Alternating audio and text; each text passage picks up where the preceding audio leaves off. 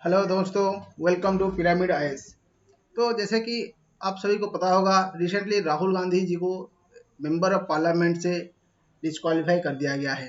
तो इस वीडियो में हम लोग जानेंगे कि डिस्क्वालिफिकेशन किस किस ग्राउंड पे होता है। कोई एमपी या एमएलए जो भी पीपुल्स रिप्रेजेंटेटिव होगा उसका डिस्क्वालिफिकेशन का कितने सारे ग्राउंड है, सारे हम इसी वीडियो में देखेंगे एंड विथ डिटेल एक्सप्लेनेशन देखेंगे।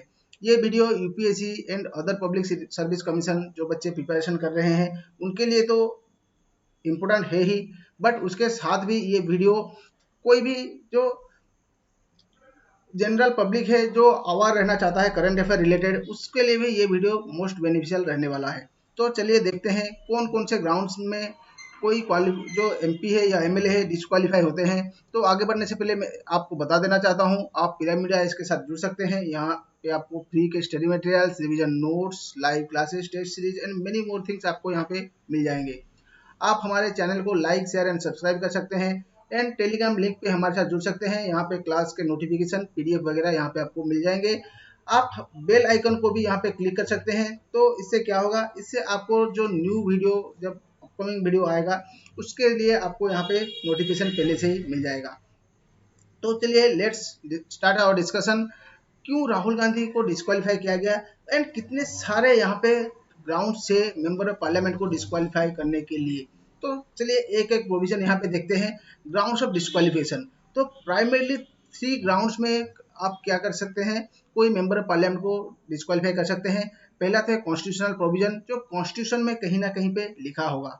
एंड दूसरा उसमें आर्टिकल 101 एंड आर्टिकल 102 उसमें आ जाते हैं।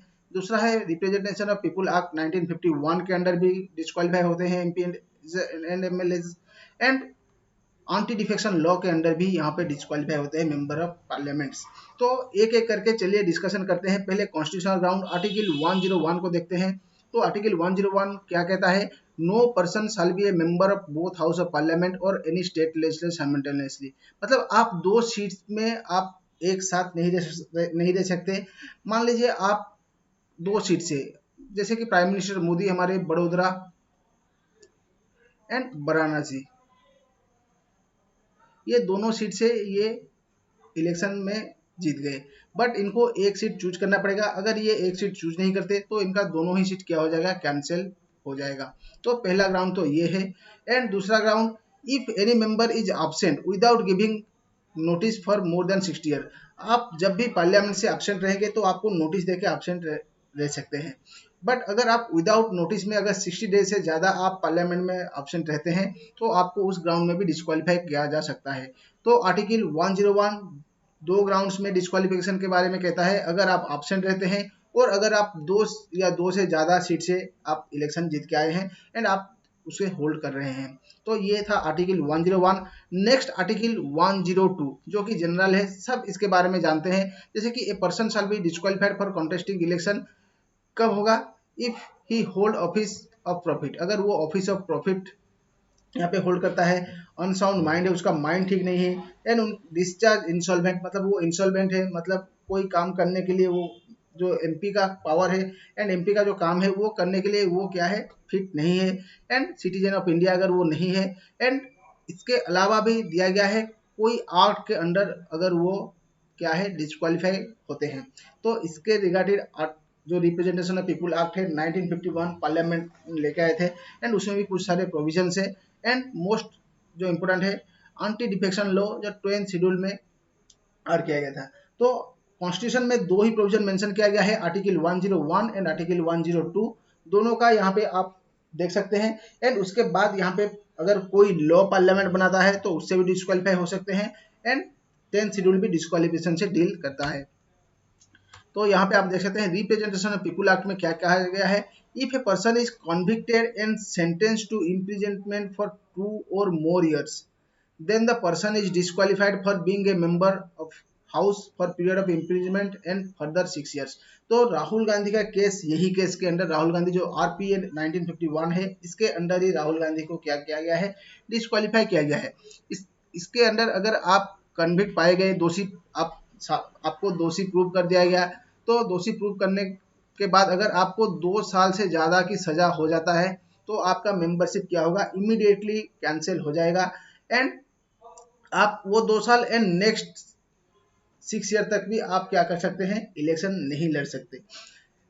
तो ये आज का केस है, बट ओरिजिनली जब ये एक्ट बनाया गया था तो इसमें सेक्शन 8 क्लॉज 4 एक ऐड हुआ था, जो कि ये एक इम्पुनिटी देता था किसको, अगेंस्ट जो कॉन्विक्टेड एमपीज एंड एमएलएज हैं उनको थोड़ा राहत देता था। कैसे, इसमें कहा गया था कि अगर वो कॉन्विक्टेड है more than 2 years, they have been provided a period of 3 months। अगर वो कॉन्विक्टेड पाए गए तो उनको 3 months का एक टाइम दिया जाएगा। क्यों दिया जाएगा, हायर कोर्ट में अपील करने के लिए दिया जाएगा।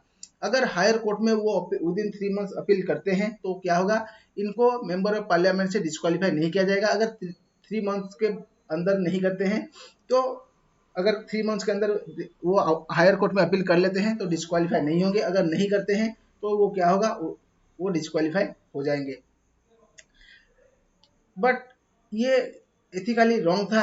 And lily Thomas case, famous lily Thomas case जो कि 2013 में हुआ था, उसमें सुप्रीम कोर्ट ने जो सेक्शन 8 का क्लॉज 4 था उसको अनकॉन्स्टिट्यूशनल डिक्लेयर यहाँ पे कर देते हैं। उनका मानना था कि अगर कोई दोषी अगर किसी के लिए लॉ बनाएगा तो ये मोरली इनकरेक्ट होगा। तो इसी के लिए ये क्या करते हैं, सेक्शन 8 क्लॉज 4 को यहाँ पे अनकॉन्स्टिट्यूशनल डिक्लेयर करके उसको कैंसिल कर देते हैं। एंड उसके बाद से ही 2013 के बाद से ही जो 2 ईयर अगर किसी को जेल टर्म मिल गया 2 ईयर से ज़्यादा, तो उनको क्या होगा, उनको मेंबरशिप से हाथ धोना पड़ेगा। तो इसी के लिए आप भी लिस्ट में अगर देख सकते हैं, यहाँ पे लिस्ट है, यहाँ पे आप देख सकते हैं। जैसे सिमिलर केसेस में रशीद मसूद, ये भी 2013 में ही इनको डिस्क्वालीफाई किया गया था। लालू प्रसाद यादव जो 2013 में इनको भी फ्रॉडर्स काम की वजह से डिस्क्वालीफाई कर दिया गया। जयललिता यहाँ पे 2014 में भी इनको डिस्क्वालीफाई कर दिया गया था। आजम खान 2022 में डिस्क्वालीफाई किया गया। एंड पीपी मोहम्मद फैजल जिन्हें 2023 में क्या किया गया, डिस्क्वालीफाई किया गया था, बट इनको हायर कोर्ट से रिलीफ मिल गया। तो यहाँ पे क्वेश्चन आता है कि इनको क्यों फिर से लाया गया। तो उसको जानने से पहले चलिए देख लेते हैं एंटी डिफेक्शन लॉ के बारे में, जो कि 10th शेड्यूल में लिखा गया है। एंड ये ओरिजिनल कॉन्स्टिट्यूशन में नहीं था मेंशन, आप याद रखना। ये 52 कॉन्स्टिट्यूशन अमेंडमेंट एक्ट जो 1985 में इसको इंसर्ट यहाँ पे किया जाता है। इसमें क्या प्रोविजन है, अगर कोई वॉलेंटरली गिव्स अप मेंबरशिप, अगर आप कोई पार्टी को बिलोंग करते हैं एंड उस पार्टी का मेंबरशिप आप क्या करते हैं, छोड़ देते हैं, तो उस केस में आपको क्या किया जाएगा, मेंबरशिप से आपको डिस्क्वालीफाई कर दिया जाएगा। एंड दूसरा प्रोविजन यहाँ पे दिया गया है, वोट्स और abstain contrary to the direction of given political party. जो आप कोई पॉलिटिकल पार्टी से बिलोंग करते हैं एंड उसके डिसीजन के अगेंस्ट आप वोट करते हैं या ऑप्शन करते हैं, तो आपको आपका मेंबरशिप यहाँ पे लूज करना पड़ेगा। नेक्स्ट, अगर कोई इंडिपेंडेंट एमपी या एमएलए कोई पॉलिटिकल पार्टी ज्वाइन करता है, क्योंकि लोगों ने आपको वोट ही दिया है, आप इंडिपेंडेंट है एंड वो कोई पॉलिटिकल पार्टी को पावर में नहीं चाहते, इसीलिए उन्होंने आपको वोट दिया है। बट अगर आप क्या करेंगे, कोई आफ्टर इलेक्शन आप अगर जीत गए उसके बाद कोई पॉलिटिकल पार्टी को आप ज्वाइन करते हैं, तो ये धोखा हो गया लोगों के साथ, इसीलिए आपको क्या किया जाएगा, मेंबरशिप से आपको डिस्क्वालीफाई कर दिया जाएगा। इसके अलावा भी जो नॉमिनेटेड मेंबर होते हैं उनको भी टाइम दिया जाता है, 6 मंथ का टाइम पीरियड दिया जाता है। विद इन 6 मंथ वो चाहे कोई भी पॉलिटिकल पार्टी ज्वाइन कर सकते हैं। आफ्टर 6 मंथ अगर वो कोई पॉलिटिकल पार्टी ज्वाइन करते हैं तो उनको भी क्या किया जाएगा, उनको भी डिस्क्वालीफाई कर दिया जाएगा under anti defection law. And anti defection law में जो प्रिजाइडिंग ऑफिसर है हाउस का, उनका डिसीजन फाइनल है। एंड ये आप हायर अपील नहीं कर सकते, बट इसका जुडिशियल रिव्यू हो सकता है। ये सही में आप जो डिसीजन था उनका सही था या गलत था, इसका जुडिशियल रिव्यू हो सकता है, बट हायर अपील यहाँ पे आप नहीं कर सकते, उनका डिसीजन यहाँ पे फाइनल ही है। तो कैन डिस्क्वालिफिकेशन बी रिमूव, ये डिस्क्वालिफिकेशन जो आपको इतने टाइप्स में मिलता है, या कोई मेंबर ऑफ पार्लियामेंट अगर कोई भी कैटेगरी जो कॉन्स्टिट्यूशनल प्रोविजन आर्टिकल 101, 102 हो गया, या आरपीए 1951 हो गया, या फिर एंटी डिफेक्शन लॉ हो गया, तो इनमें से किसी में भी अगर आपको डिस्क्वालीफाई कर दिया गया है तो क्या आप उस डिस्क्वालीफाई को रिमूव कर सकते हैं? तो यस, आप कर सकते हैं। तो कैसे कर सकते हैं, यहाँ पे अगर any high court state both sentence and conviction of members, अगर आरपीए के अंडर आप डिस्क्वालीफाई हुए हैं एंड अगर उससे बड़ा कोर्ट, अगर मान लीजिए हाई कोर्ट आपको डिस्क्वालीफाई किया है एंड आप सुप्रीम कोर्ट अगर उसमें बोथ सेंटेंस में भी एंड कन्विक्शन में भी, मतलब आपका जेल टर्म में भी जो सजा मिला है उसमें भी एंड आप दोषी पाए गए हैं उसमें भी, अगर दोनों में ही आपको क्या किया जाएगा, स्टे लगा दिया जाएगा।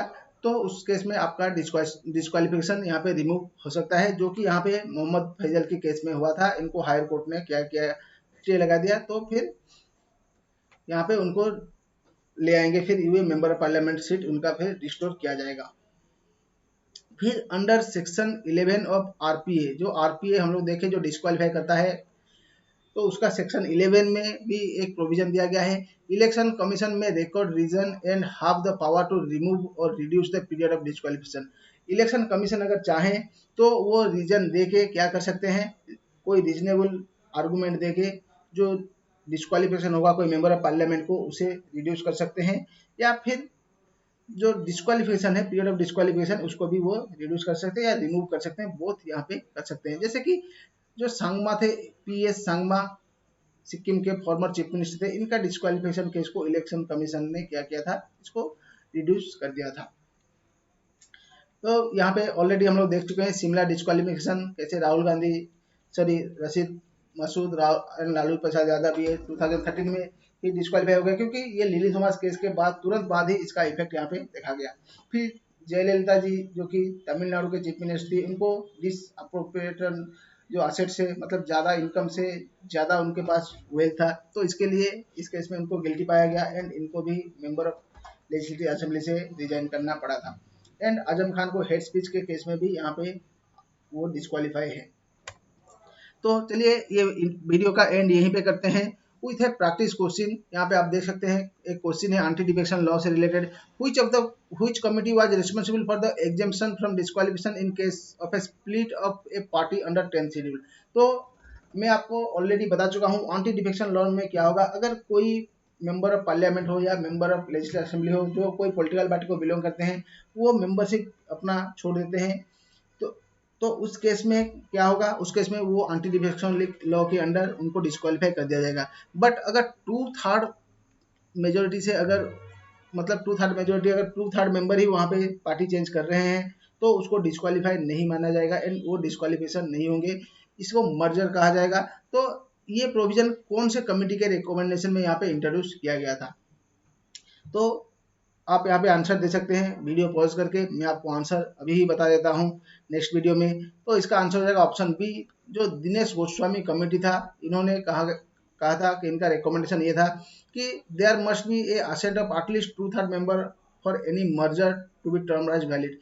मान लीजिए कोई पॉलिटिकल पार्टी में, अभी शिवसेना में क्या हुआ, शिवसेना में जो शिंदे लेड फ्रैक्शन था, उन्होंने 2/3 मेंबर्स क्या किए, दूसरे पार्टी में जाके बीजेपी के साथ अपना कोalition कर लिए, तो इसको हम एंटी डिफेक्शन लॉ की कैटेगरी में नहीं ला सकते।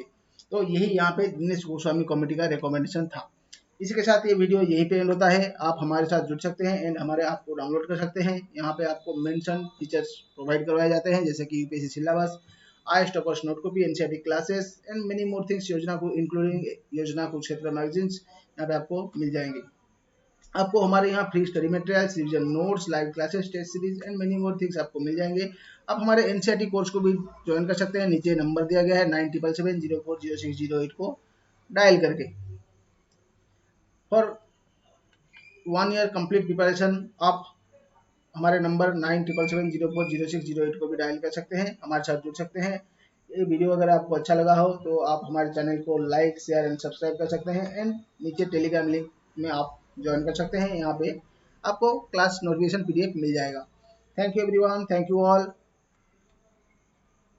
Have a good evening to all.